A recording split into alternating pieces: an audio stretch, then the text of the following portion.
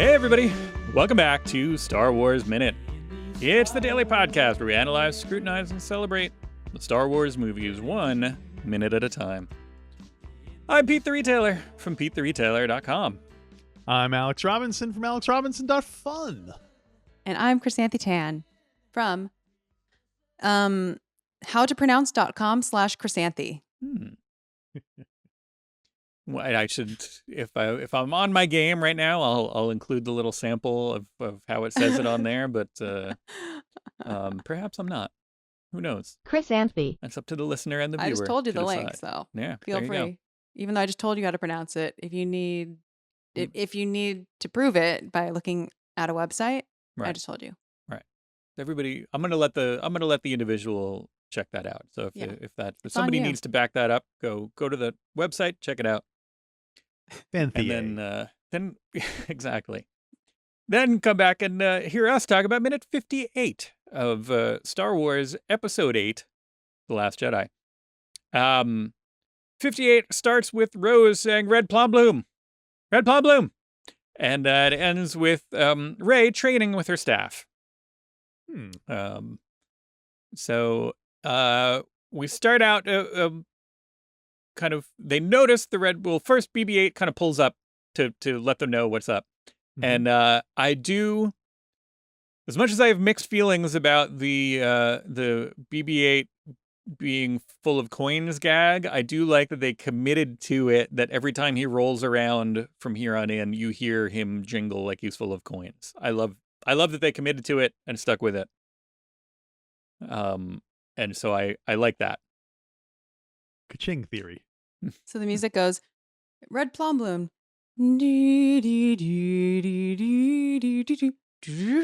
Nope, that was a terrible representation. It's like this orchestral thing where it Right. it's sort of, I don't know, it's reminiscent of some like old movies Like where it's like when we see him, so you over mean? the top scored. Yeah, when they see the red plum bloom and then it's like this syrupy like string thing and then it's like do do and then it's like this action cue where it's like I can't do it because it's like a whole orchestra, but it is really, it's funny, it's delightful, and it doesn't last too long. Yeah. No, it ends with them being apprehended. It's a perfect little, like, this is the kind of, fantasy thing that they're looking for. It's not to fantasy, but like it does. He seems a little bit out of time. Like a He's from another movie. Character from another reality. Yeah, almost. And this music kind of goes with that. They're like, oh, this is what we're looking for, and that's exactly. And when the music stops, it's not replaced by a different part of the score. It's like the music stops for a while. It's like party's over. And then he throws BB-8 out and it's in silence when he's like throwing BB-8 out. That's not scored. It's just like BB-8 thuds. 1, 2, and then it cuts to Rey's staff, of course. Yeah. In a 1, 2, 3. It's like in time. It's like thud, thud. I like it. Yeah, so we get there's a whole alternate reality here that's interesting. I said I was going to talk about it a little bit because we get a little this is we see the Master Codebreaker, whose name is purely the Master Codebreaker. If I were, sidebar before we get to anything, if I were the proprietor of a casino, I would not invite somebody named the Master Codebreaker to play any of my games of skill or chance. It seems like he would be somebody that would be able to have an unfair advantage. Because of why? Yeah, well, why? Because he's like a code breaker. He's adept at kind of noticing the patterns and doing it. Seems like he'd obviously be counting cards, something along those lines. Mm-hmm. I don't know. To me, I wouldn't allow, but maybe that's why I don't own a space casino. I think it's the only thing stopping you from owning a space casino is your refusal to let him in. I applied. Maybe that's part of their selling point, is that they're like, hey, we're so confident in our games, we'll let anyone come. Do you think you can beat it? Come on, Master Codebreaker. Like those. And also, we don't really know if he's a good codebreaker or not. Caljack is a card counter. He's very good at that. There you go. It's like his species is really good at math and remembering all those numbers. But I still think it's frowned upon. What I am wondering, actually, and I meant to look this up, but is what if a Jedi went like? Wouldn't a Force user have the most advantage? Yeah. At, but then I'm like, okay, would a Jedi go there?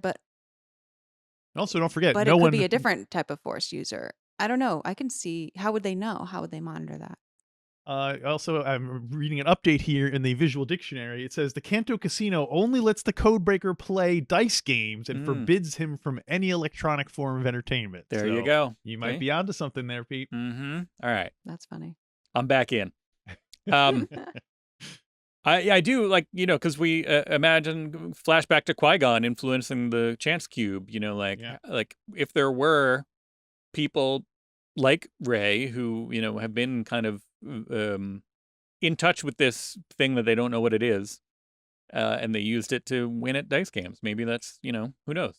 There You would think, are people like that. Maybe that would be a fun yeah, story to tell. you would think all the dealers would be like Toydarians and Right. who Right. can't be swayed. Maybe they have those what are those worms called that stop right. the force from being used? Maybe they're all like under each table. There's one of those creatures. Wait, So what are you talking about? in the old canon, I think it's still only in the The old ones that canon. Thrawn has on his Thrawn walk around with this like slug on his shoulders, or and like the slug stopped people from is using it the more like force. an aardvark? I don't know. I don't remember it having limbs or anything. I just remember like a big fish, kind of. Um, yeah, but I don't know if those are still canon or not. We'll have to. One of our listeners will have to give us a call, let us know that. But yeah, it does seem like running a casino in a world where people have can read minds and also can manipulate objects with their minds seems like a losing proposition. Right. Oh, well, unless they're just paying so much for drinks that it doesn't matter. It's true. So you want to talk about behind the scenes with the Master Codebreaker for a second? Yes, I wanted to do that too. So go forth. He is played by Justin Theroux, former Mr. Jennifer Aniston. I was also surprised to learn that he wrote the script for Iron Man 2. Is he in it too? I do not know. Is he in Iron Man 2? 2. Iron Man 2 too. It's one of those Hollywood families. Or not Hollywood, but they're just like, yeah, there's a lot of them and they just do stuff. Yeah. And they do all kinds of stuff. And I don't like seeing a recognizable actor playing this part in such an ostentatiously recognizable, like... He wasn't recognizable to me. Yeah. Oh, really? Where do you recognize him from? I did not know who that was either. I just like, oh, there's a handsome guy. I recognize him from he was on the television program The Leftovers. Okay. And he's been in a few other movies and a things cooking like show. No. But still, I didn't recognize him. Right. And and also he was apparently literally cast the day before shooting started. Yeah. And but you read the same thing that I did. That Neil Scanlon had a giant insect warlord creature ready to go as the Master Codebreaker. That was supposed to be the one that they were there to find, and they were like, all right, we got it ready, and they're like, oh, hang on, we've got Justin Theroux for the part. So, yeah, the fact that he doesn't even... Did they call him in because the other thing didn't work, or were they like, oh, we have an opportunity to put Justin Theroux in, so scrap the alien? I think it was more that. Oh. Yeah. I was wondering if the alien wound up becoming Lady Proxima, because it sounds a lot like what Lady Proxima would wind up being in Solo, which is like a giant, like praying mantis-y kind of alien. So anyway. She's more wormy, right? I don't know. Interesting. Yeah. I would want to see that. I'm excited about the eventual slow release of more behind the scenes information about all these movies that we'll get to learn more and more about, like, oh, here's what that was repurposed as. Here's what that was going to look like. It would be interesting if that was completely not, they just tossed it completely and we get to see a design that got entirely unused. Yeah. But knowing that, and as someone who did recognize Justin Theroux, it's kind of like even more annoying in retrospect that Right. it could have been a cool looking alien, but instead it was a friend of Ryan Johnson's who just happened to be walking by the set that day, and they said, "Hey, let's put him in the movie." Right. Um, Well, I do like, as much as I would have liked the giant insect warlord, or GIW. I also like it helps kind of with the fake out. Like, I like that he's this kind of ethereal, like dapper. Yeah, like Right. fantasy handsome dude, and then they're like, "Oh, there he is," and then it's just left turn, and we don't see him again. Yeah. Yeah, I like it too. But Yeah. I mean, that would have been a different thing. Although that also apparently was not originally planned. Originally, they were going to meet up with him in a kind of a cabaret segment. They were going to basically go find him in a one of the other rooms of the casino or the resort, and they were going to get kind of wrapped up in a side quest to find a like an artifact that was in a missing backpack or something like that, and then they were going to go on a little quest with him and eventually get arrested as part of that. Trying to break into his apartment or whatever. Yeah. And so there was this whole other I don't know if that was all. Were those two excised together? Where was that storyline only to involve the insect warlord, whereas once they switched it to Justin Theroux, they're like, we only have him for a day, so let's just do this one bit, and then we'll just have them get arrested right there. Or were they planning on doing it with after they had him cast, where they're like, oh, and then we'll get him, and they'll go with him, they'll hang out with him for a while, and this is great. We got Justin to do this. Like, at what point did it become a cut scene? And apparently it was late enough in the game that the aforementioned novel, that Jason Fry wanted to keep that. He liked that segment, wanted to keep it in the Ryan Johnson as well. Oh, really? They wanted to keep it in the book. Yeah.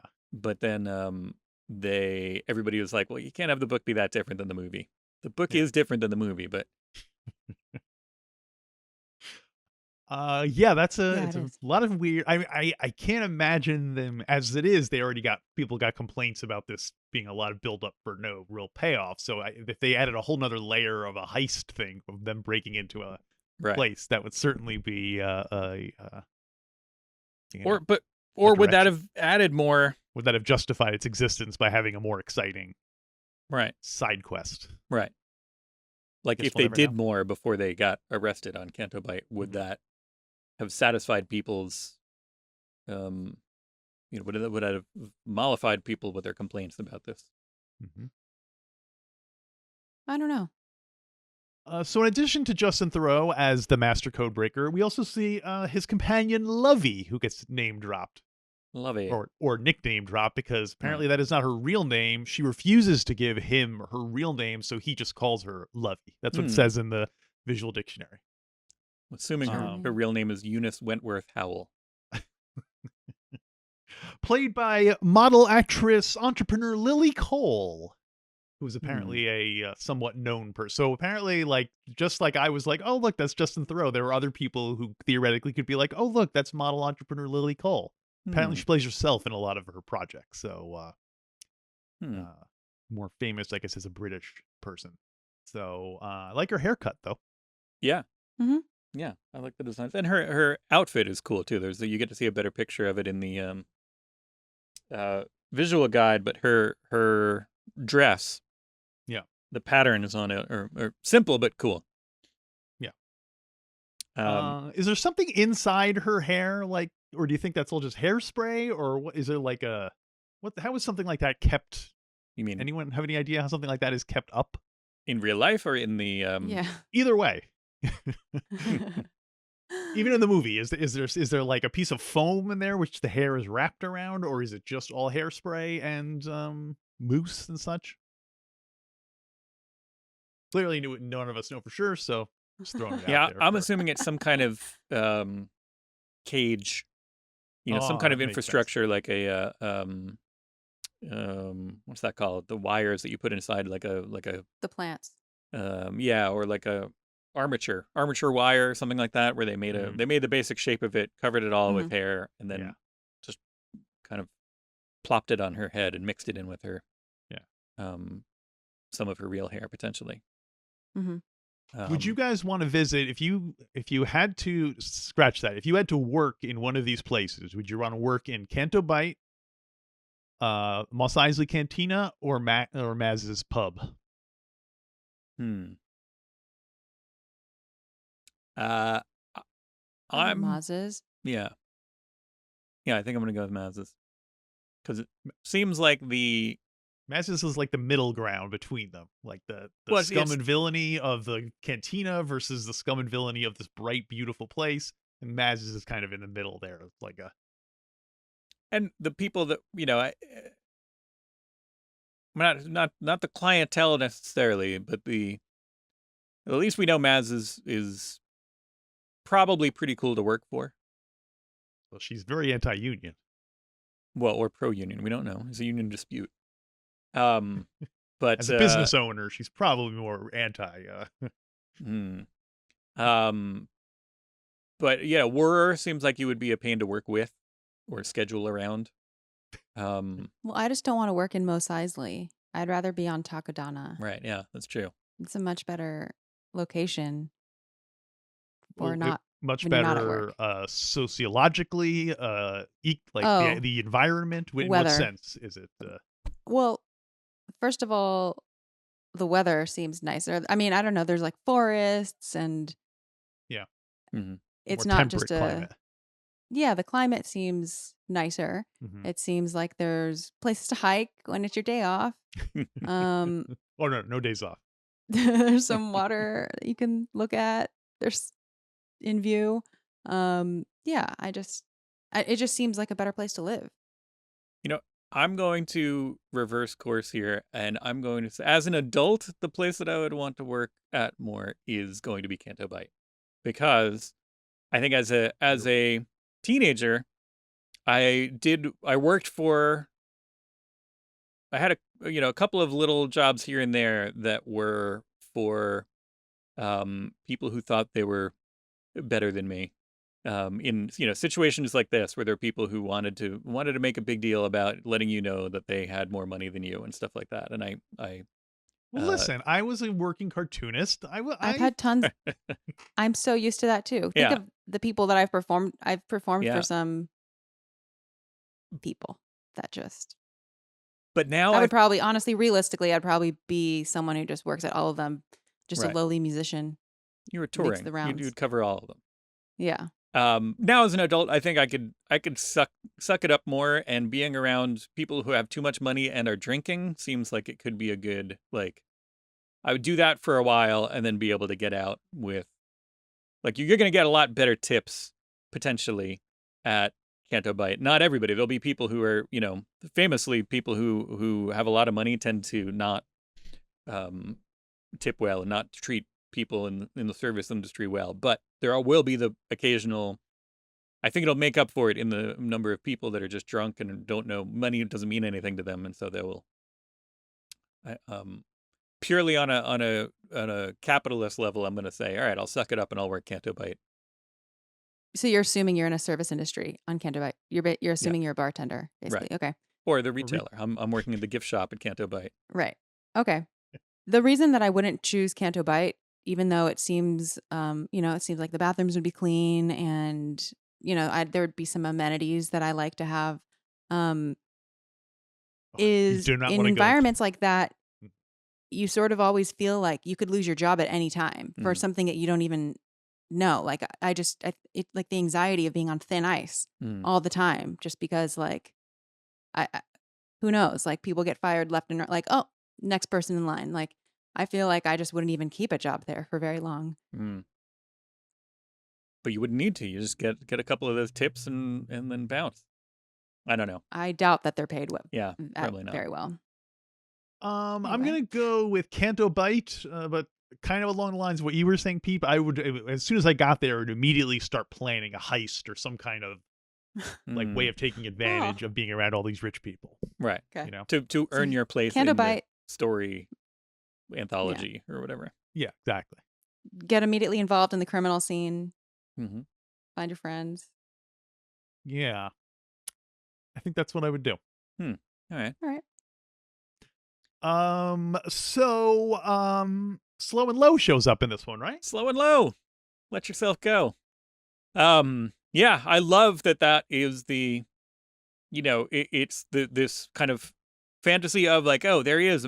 We've achieved our goal. Here's the master codebreaker, and then just like, I bet they debated a record scratch in there of like, like you said, the music stops, and all of a sudden here's this like, yep, that's them. They're the shuttle parkers or whatever he says, and it's just like, oh, that harsh disconnect between fantasy world, we're achieving our goals, and then this kind of this goofball stops in, and then they get tased. That Slow and Low, he gets a new high score in Tase Crazy, because the police come in and they get zapped. And I bet I wanted at some point I want Finn to ask, now do you see how that feels? How does that? Do you like that? What Because if Rose tased back? Like, yeah, exactly. Have a tase battle. yeah. Yeah, I also like that all it took was the word of slow and low, and that they immediately get zapped for illegal parking. Like, Right. that's a pretty cutthroat world where just parking in the wrong spot is enough to get you zapped just on the word of some guy going, there they are. Well, it's obvious that they don't belong there. Everybody was giving them looks. Yeah. And then not only, they didn't just park their car like, in the wrong spot. They just like parked it, in the middle of the beach. Right, but in most cases, like if that happened on Earth, they would tow your car away, and then that would be the end. You'd go back to your car and be like, "What the hell?" I doubt they would pursue someone into the casino and actually tase them for parking. I don't know, but in places like this, they try to keep it looking very nicely manicured. Right. Yeah. They also, just want to. Finn is armed, which in the visual dictionary it specifically says arms are not allowed in public places. So maybe that's why they zapped him, because they're like, "Look out, he's got a gun." So like if you. Let's say like what's like the Met. If you went to or or no, not the Mets, or like the not the Met, but the Metropolitan Opera House, or Carnegie Hall or something, so a famous place where people who people in Manhattan go and often have money. If you parked your car on the steps of Carnegie Hall and went in with a gun and we're just kind of walking around looking at people, and then they might come in and arrest you after somebody confirmed that that was the guy that parked there. They might come in and tase you. Fair this enough. Is supposed to be Kendobite is supposed to be like Monaco, right? Right. Do the Monaco police, are they armed? I'm sure they are, huh? But who knows? I don't remember. I don't know. I've been there, and it actually kind of looks like Kendobite. It's beautiful, and there's a big casino. Then there's a casino. And where'd you park? I was on tour, so I didn't have my own vehicle. I had a plane. You parked on the roof of the casino. But we see one of my favorite aliens who I've not been able to track down a name for him. He looks kind of like he has long white hair and a giant forehead. He almost looks like Riff Raff from Rocky Horror if someone had pulled Riff Raff's face down where his when do you see him? When they're being after he says, "Oh no, I'm on a lucky roll or something," and he rolls and everyone's like, "Yeah!" And then you see him. He's one of the guys cheering about about how good he's doing. He has long white hair and a giant forehead, and in the movie, it looks like he doesn't even have a face. But when you look at him, I did find a picture of him online, and he does. Yeah, I know what you mean. It looks like his eyes are like, he's all mouth. Yeah, I thought he looked. I thought he was gonna look more like that guy from Rogue One with the big mouth. What's his name? Ack, or something like that. You know what I'm talking about? Anyway. On the balcony. Wait. Oh no, we're not on the balcony. Did we already talk about Durla? We saw Durla at some point, who is like this creature with 4 eyes, an alien with 4 eyes. No, it may have been on the balcony yesterday. Well, we passed a sommelier, And she was on the balcony with Rose and Finn talking to the alien with the like inhalers on his face. And it looked like just the two other random people on the balcony in the background with them, drinking some very fancy looking wine. And so, just so you know, she's a very respected sommelier in the galaxy. Yeah. Nice. I wonder what do they make wine out of, and what? It's actually very similar to Earth wine. Yeah, there's there's a lot of wine tasting in the book, and basically there's two people. You would have seen them last week, but the first person we see on the balcony is Yubiala Gil. Did you talk about her? The nightclub owner? Yes. Yeah. Yeah. So Yubiala is like in this race with Durla, who we see on the balcony, over this rare bottle of wine, and they're trying to get it from the Gramis sisters, who you may have talked about last week too. A little bit. That bothers me for some reason. The sisters? Oh, right. Yeah. Why? Wait, why? But their names bother me. Oh, Ramba and Parallella? Yeah. Well, get a load of this. Whoa. Cool. Yeah. In the audiobook of Kendobite, they talk as if it's two voices. Oh. Always. And it's like the most ostentatious thing ever. It's like, which sister am I? Am I Rambi or am I Parallella? It's constant. Oh. They actually speak constant in the audiobook? What do they, is it just the audiobook has like, there's voices. Yeah. So however they did the voices for different characters is the sisters always speak in this like doubled situation. Come and play with us. Like it's very creepy. And everyone is always vying for the sisters' attention. They're like, they don't come from anywhere. They say they're from, no one knows what world they're from, and no one's ever seen another species like them. It's like this whole thing. Then I guess don't like the names. If those are stage names that they chose themselves, they are performance artists, so it is possible that that's like a stage name. But it bothered me a little bit. Me too. But yeah, I can't find. I see the name of the other. I was looking more for the that other guy at the table, and I can't. I found all kinds of other ridiculous things that we don't really get a good view of. There's so many things kind of just deeply buried in this Kendobite scene. It's crazy to contrast it with the Cantina in the original Star Wars, just because like they did one version of it, and George Lucas is like, we need more alien. We can't just have this pathetic little thing. So they just had more pull-on masks, and here you have like you have enough to staff like 20 cantinas with all these aliens, and some of them you barely see for like a second. It's great. Well, I feel like this scene is like something George Lucas may have liked. Did he like this scene? Probably. Yeah, I feel like this is Rian Johnson being like, George Lucas would have liked to have a lot of aliens. I think he thought it was too slow and not intense enough. Like when do we see this? It's when that I guess it's a little bit later when they bust through, and then Are you talking about Ubla Marlboro? I don't know the Jakun, but we'll get to that, I guess. But yeah, I mean, that is. Let's see. We do skip. Did we want to do anything else? Yeah, we cut at the end of this to Octo and Ray, kind of doing some individual training, with Ray's famous staff.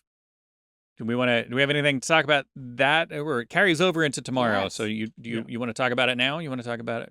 Yeah, a little brief intro, please. Yeah, we cut to Ray jousting with her staff, and we just hear a lot of ambient wind and soundscape noises in the background of Octo. And I just want to point out that those sounds take a lot of effort.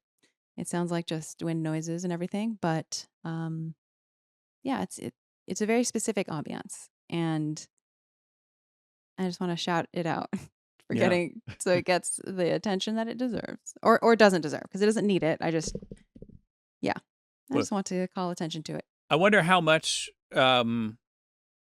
like how much of that is like when they were, filming at Skellig Michael, where they're like, all right, let's get a lot of wild sound while we're here, so we can just lay this kind of ambiance down there, or how much of it was just kind of, created in a in a lab essentially at Skywalker Sound. So, not to constantly do this, but 2 weeks ago on Star Wars Music Minute, we That wasn't a setup. the guest. Oh, thank you. The guest and I went through some possible synthesized explanations of how they could have made that wind sound. So there's like a lot of examples of like doing a synth, like making a synth sound like a white noise sound, and then using different filters to cut off the high end and the middle and the low, and how like adjusting that filter can make the wind sound like it's going ooh. And so how the guest was positing that they probably had like some natural sounds, but then we're infusing it with, like synthesized, more controlled versions, so that sweetening you it could up. have both going. Yeah, so that you could actually control like when the wind, changes and goes kind of up and down, because there are certain points in this film where you clearly want the wind to be like more go up, and sometimes you want where you want it to go down and to convey certain emotions. So would that be like a keyboard, like a piano keyboard, or would it be like a typewriter keyboard? It's funny. It's just funny to me to imagine. Oh, like when I say synthesizer, you mean? Yeah. So you're talking about like a piano keyboard type of. Well, actually, synthesizer just implies like something that can produce a sound wave, and we're used to seeing it in the form of something that looks like a keyboard, but it can really be just like anything that can synthesize a sound wave. Right. So like a sine wave would be like the purest, just up and down, nice wave. So you can just have like these things called oscillators, and they are the things that shake, they create the wave. And then when you kind of juxtapose different oscillators, it makes the sound waves interact in different ways. And that's all synthesizers are. So synthesizer, like pianos, or like synthesizers, if you think of like what a sine wave sounds like it's what the audiologist would play if you're getting like a hearing test. It's just that very pure, it's not very textured sound. If you think like synthesizers are basic synthesized sounds, so we're used to seeing it as keyboards, but it could be any. There are other ways of. There are many, yeah. Right. I just like the idea of someone playing wind on the. Yeah, I like it too. I'm picturing the kind of like old school, like radio, TV, like just the person with the knob that says wind, and they're turning it up and down depending on watching the movie, and it's like a big, like hand-sized knob, and like more wind, less wind. Yeah, and what they might be doing is it might just be adjusting the resonance filter. Yeah. On that note, speaking of filters, this is a stretch, right? Why not? You wanna talk to us more, find out what we're talking about on a day-to-day basis? Why not find us on social media, where you can filter out the words and accounts that you don't like? See, I was trying to bring it back around. We are on Twitter at Star Wars Minute. We're on Instagram at The Star Wars Minute. Facebook, go to StarWarsMinute.com/Facebook to get to the Star Wars Minute Listeners Society, which we were all gone from for a while, but I have since returned, and Return of the King. It's a fun place to be. And hopefully we will see you all back here tomorrow for a brand new Star Wars Minute.